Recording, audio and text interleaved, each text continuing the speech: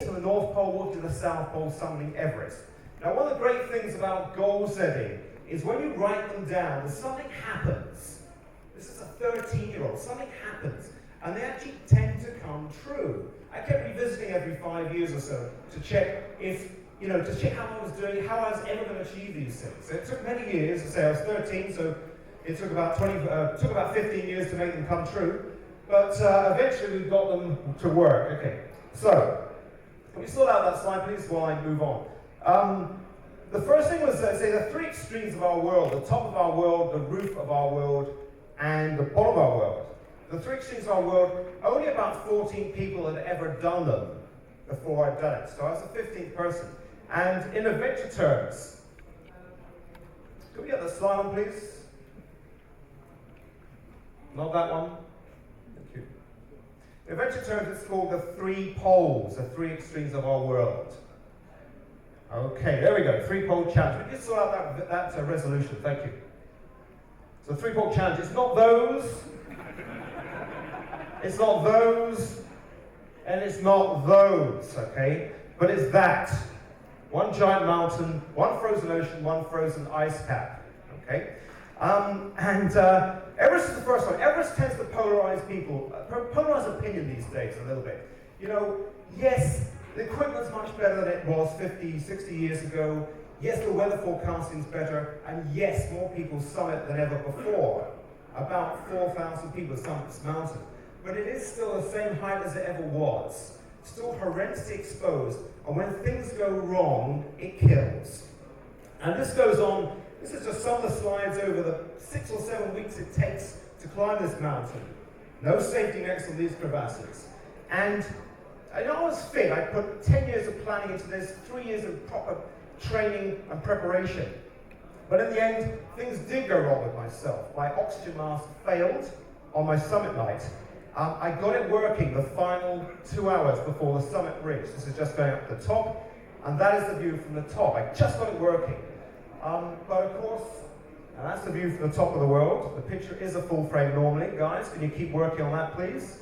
Thank you. But on the way down, it failed again. And seriously, ladies and gentlemen, it was the hardest 7 hours of my whole life to get down on this mountain, because I've been without oxygen for 15 hours or so. And I literally nearly died. Very nearly died. But, guys, can we just sort the resolution out, please? Before we go on, because there's no point. Okay, thank you. Okay, so I nearly died, but the point that I was saying is when things get really, really bad, you've got two choices. You can give up, or you can fight like hell. Okay? And so I did, and got down. Okay, we'll let these guys work on it. Guys, you've got to sort out your, here we go. Anyway, I got down. Some of my friends got frostbite. You don't see that too much in Ski Dubai. But, temperature's minus 30, your blood is like a sludge going around your body. People got frostbite. I think we've got it now. Thank you very much. Okay, we've got the visuals. This is frostbite of the toes.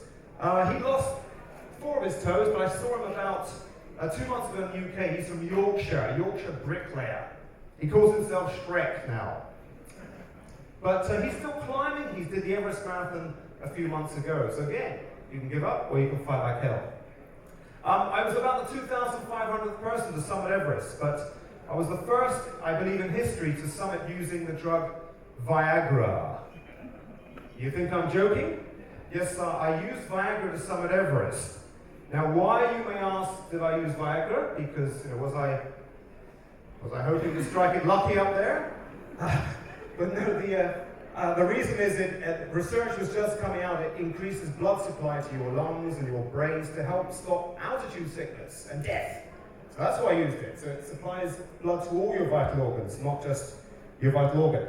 And I was also the first and only person in memory in history to fly the A380. I used to work for Airbus, selling Airbuses around the Middle East.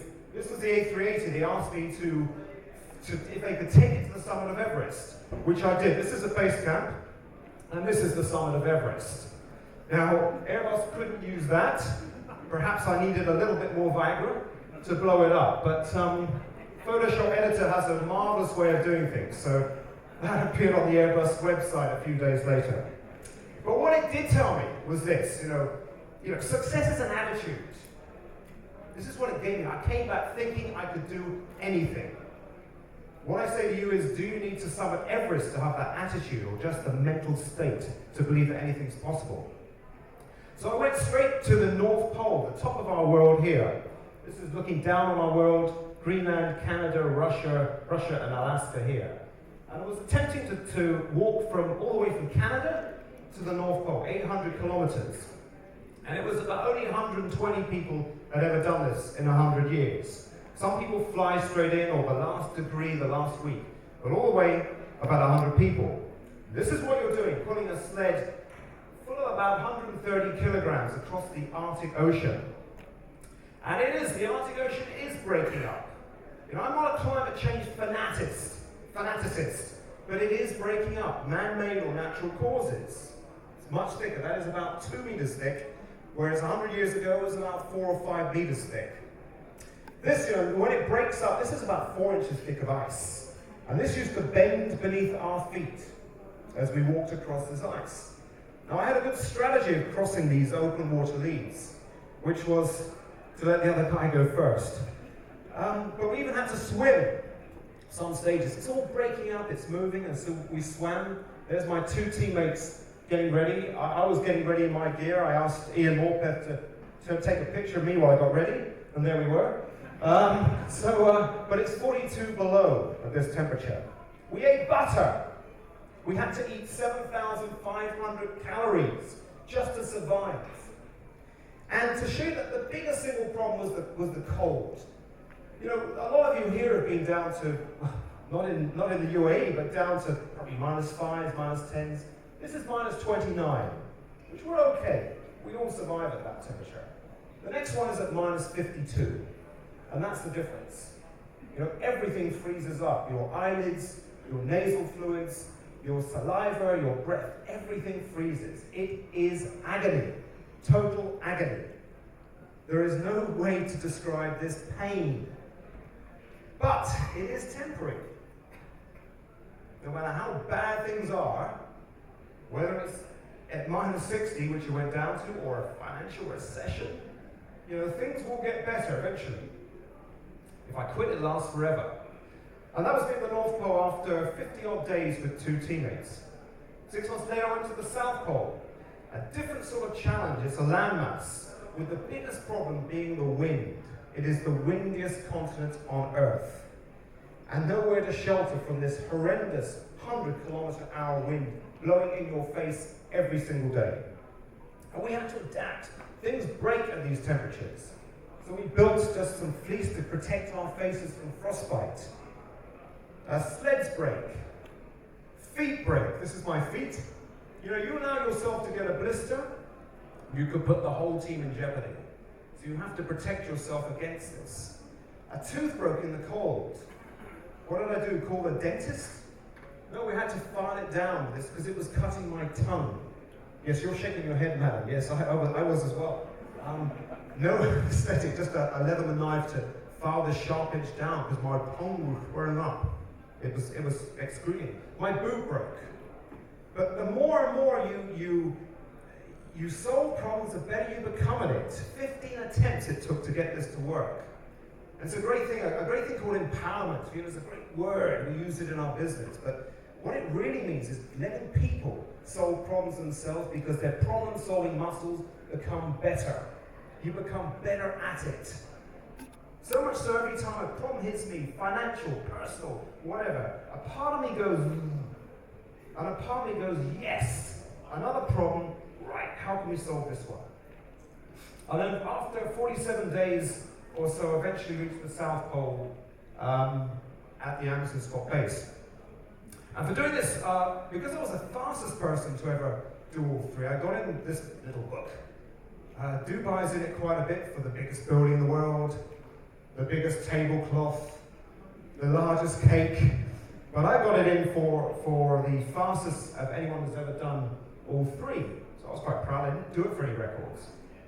And I went to Greenland, the world's largest island, 3 years ago. That's it there, just there. And we were attempting to do something that had never been done before, across the length of Greenland, using the power of the wind, 4,000 odd kilometers. And that's it. That looks great fun.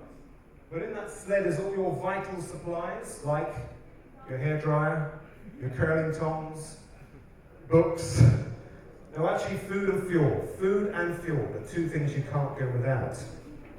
Your feet take a feature in quite a lot of my presentations for some reason, but your feet take a battering. And even, the biscuits, the lovely digestive biscuits I had in this sled here, were like dust after 2 days. So they take a battering, and we had conditions like this of brutal storms where we couldn't fly the kites, and weather like this where it was just no wind at all. And the biggest problem was the strategizing, how to cross this enormous continent. 4,000 kilometers, how far to go, what kites to use, what time to rest, how high, how far left, how far right to go, and so on over the course of 67 days. We fell in a number of crevasses, and it was sheer hell. There's another quote I like from a former Prime Minister of mine, because I'm from Britain. I am the only polar explorer stupid enough to live in a desert. I live in Dubai, but that's one quote I like, and that is me at the end of, that's my sled. My body, thankfully, was a little bit better. And for this, we actually did it for RECon and got into last year's book for the longest ever unsupported journey in Arctic history. So for myself and my 2 teammates, it was a team effort. And then I've just come back from there's 14 8,000 meter peaks in the world.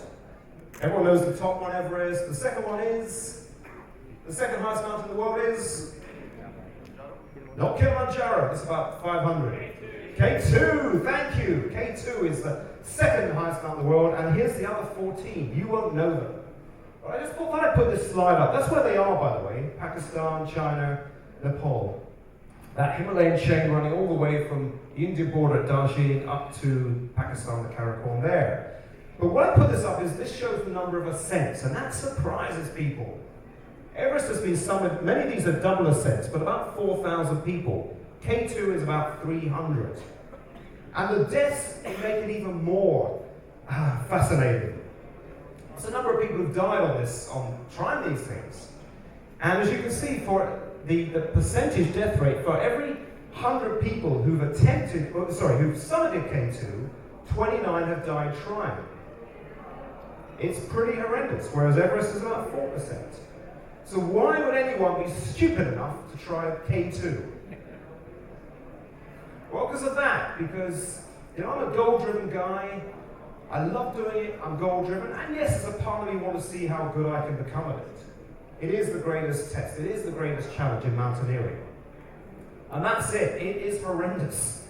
That's the first view, it is steep, subject to avalanches, rockfall, it's a dangerous mountain. This is climbing up to Camp 1 on K2. You can see the steepness. That is Camp 1. Not a lot of room to have a game of cricket. This is going up to Camp 2. This is Denali Smith, a New Zealander, remember the name. And this is me climbing up to Camp 2. So we're talking technical vertical climbing. This is Camp 2. While tent is the orange one, perched precariously on rubbish from other tents from over the years. And this is climbing up to Camp 3, Mike Horn, South African climber. And what happened on this trip? Only 21 climbers going for it. We all went up to Camp 1 for our summit push.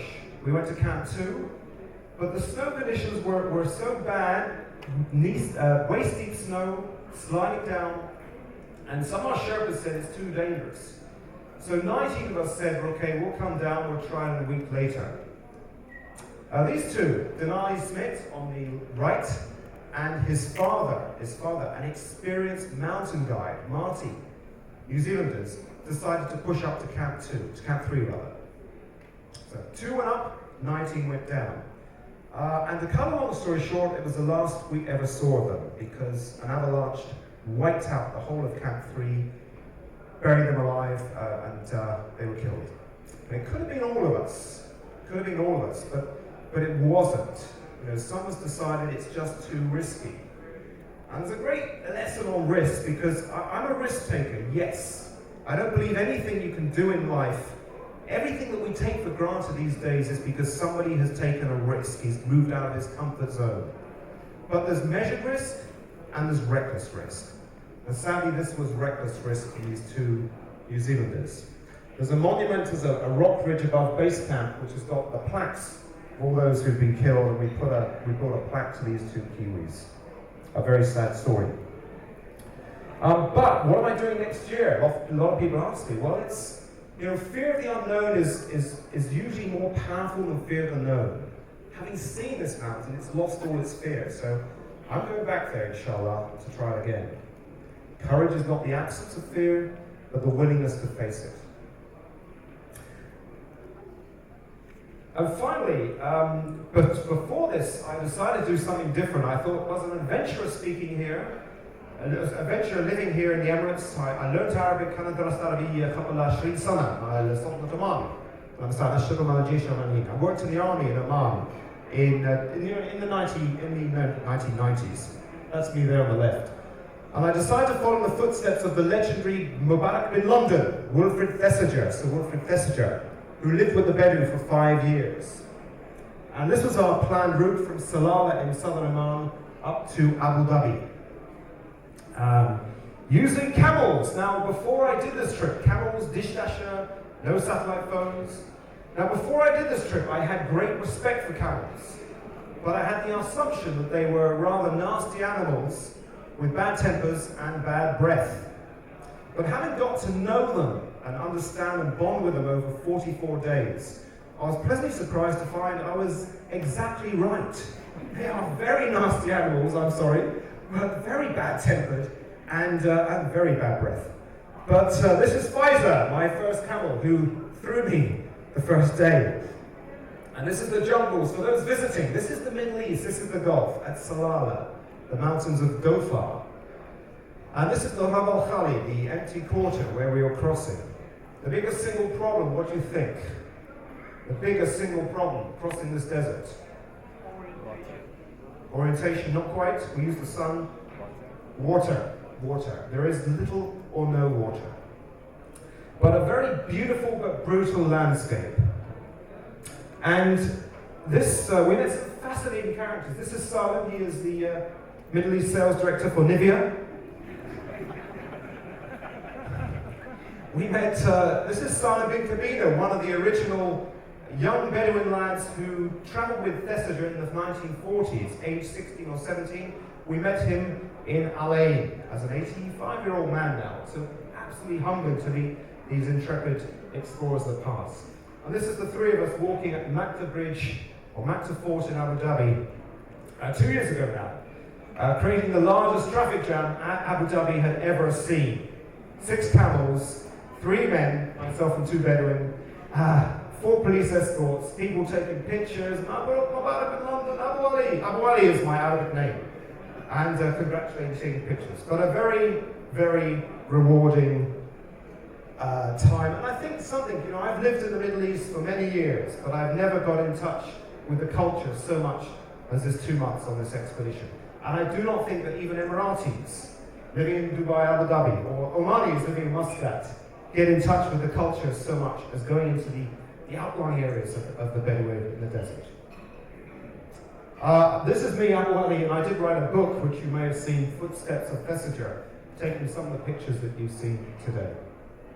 So that's some of the things that I've done. I think where, there are many people, there's not too many polar explorers, there's many people doing big things around the world, climbing mountains, crossing oceans, and some polar ice caps. And usually people speak about it afterwards. I think perhaps where I differ is that I got into the coaching world, the personal development world, and made these things happen. So yes, I've been adventuring all my life, since I'm about 6. But it was getting into this whole world of coaching and fulfilling and maximizing our potential and using these things to make these things happen, which perhaps I come from a different angle. So that's just some of the things I've done. There's a lot more, because I'm only a young man in my 20s, as you know. And we've got, never stop setting goals. As I said, I'm driven by goals. And K2 next year, and another mountain as well. And hopefully, inshallah, quite a few more to come. So it's been a pleasure speaking to you this morning. I wish you a great 2 days of conference. I hope this has given you a little bit of different thoughts about how to look at things. And I'm going to leave you with a video of our trip across the desert. This was the promo video of the documentary which was broadcast on Discovery Channel a few times this year, probably still coming, Footsteps of Thessager. Could I have the final video, please?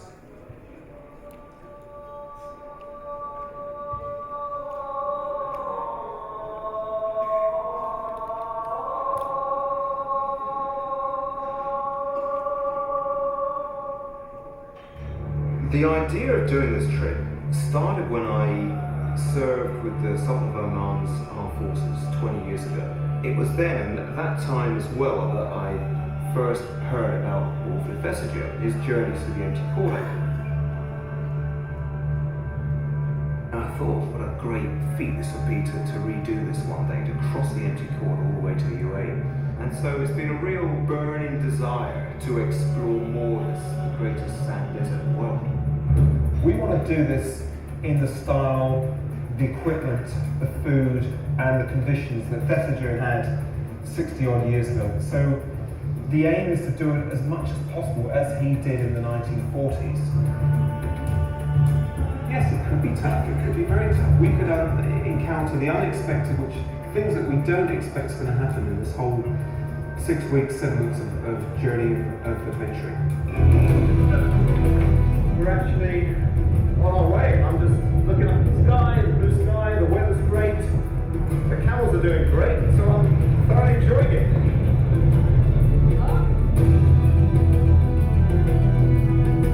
This is me at the back.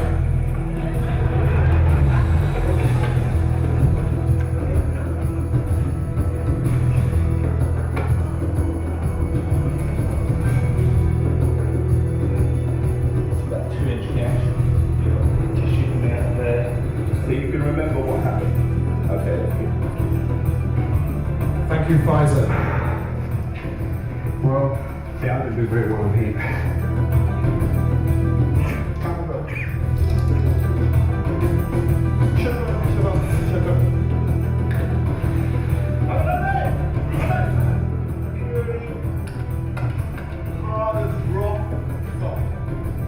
One of the boys don't want to go through here. 9 inches of soggy, sandy mud. Let's see if you like this. Thesiger was warned about the quicksands just as we were in the last few days.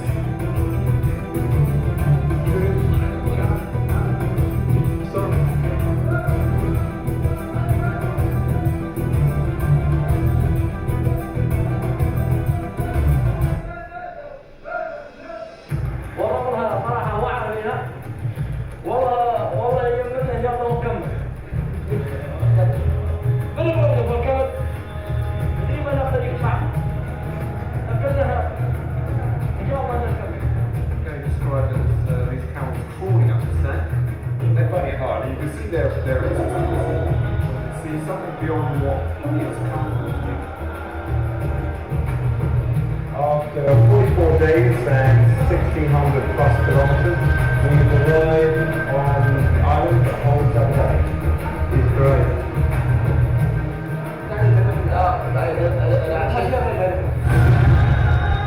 Wish you a great conference and all the best achieving your own Everest. Thank you very much.